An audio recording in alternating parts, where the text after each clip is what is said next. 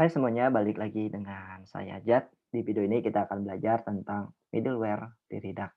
Mungkin kalau teman-teman pernah menggunakan library server side seperti Express ataupun Koa, teman-teman sudah familiar dengan konsep middleware ini. Jadi middleware ini apa? Middleware ini adalah sebuah chord atau sebuah logic yang ada di tengah-tengah sebuah proses. Jadi kalau misalkan tak pernah menggunakan Express.js, di mana middleware-nya itu ada di antara ketika klien melakukan request dan ketika server mengembalikan sebuah respon. Jadi middleware-nya ini ada di antara request dan juga respon. Nah, kalau di Redux sendiri middleware-nya ada di mana? Di Redux sendiri middleware-nya ada di antara ketika sebuah action itu di-dispatch dan ketika action itu sampai kepada register. Dan biasanya orang-orang menggunakan middleware di Redux ini untuk beberapa hal, misalnya untuk, logging, untuk case reporting, untuk, proses asinkronus seperti nge-fetch ke sebuah API, routing, dan masih banyak lagi. Dan pada video kali ini, salah satu middleware yang akan kita pelajari adalah Reduxtang.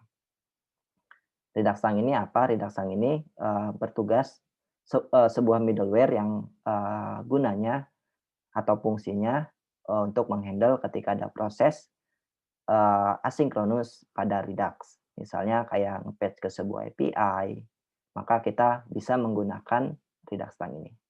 Kenapa kita perlu menggunakan Reduxtang ketika ada proses asinkronus pada Redux? Karena by default di Redux itu sendiri prosesnya berjalan secara sinkronus. Jadi kalau misalkan ada proses asinkronus, kita perlu mendelaynya terlebih dahulu ketika ada action yang di-dispatch.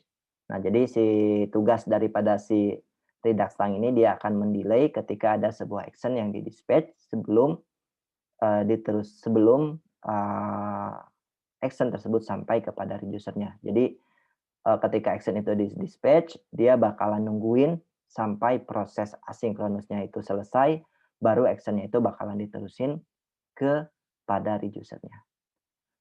Kurang lebih itu untuk intro daripada si Reduxtang-nya. Kalau teman-teman masih rada-rada bingung, tenang aja. Di video berikutnya kita akan belajar lebih jauh tentang Reduxtang ini sendiri dan bagaimana cara kita mengimplementasiin pada Redux.